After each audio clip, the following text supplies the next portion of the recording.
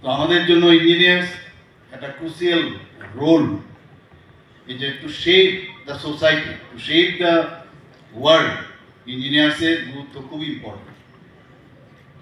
ডিজাইনই হোক, ডিজাইনের বিল্ডিংয়ের ডিজাইনই হোক, ব্রিজেরই হোক বা রাস্তাঘাটের সমস্ত জায়গায় যখনই কোনো একটা ইনফ্রাস্ট্রাকচার ডেভেলপ করতে হবে ইঞ্জিনিয়ারদের প্রয়োজন।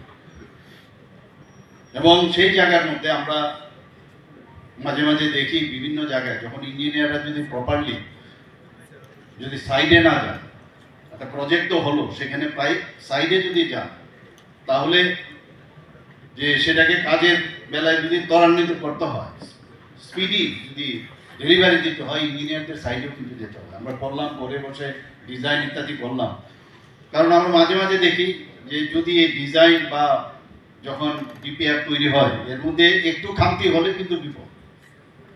সেই জায়গার মধ্যে আমি যারা এখানে ইঞ্জিনিয়ার বন্ধুরা আছেন তাদেরকে বলবো যে আরও বেশি যাতে প্রেসিশন বিষয়টা আসে সেদিকে আপনারা নজর রাখবেন।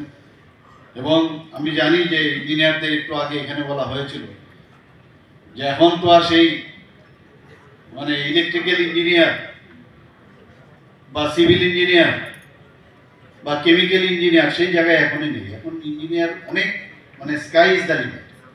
আজকে ড্রোন টেকনোলজির কথা যদি আমরা বলি, এবারের যে অপারেশন সিন্দুর আমরা দেখতে পেয়েছি মাননীয় প্রধানমন্ত্রীজির নেতৃত্বে আমাদের যে সৈন্য বাহিনী তারা কিভাবে পাকিস্তানকে তারা এই ড্রোনকে সামনে রেখে এই টেকনোলজিকে সামনে রেখে কিভাবে ওখানে প্রায় 11টার মতো যে টেররিস্টদের ঘাট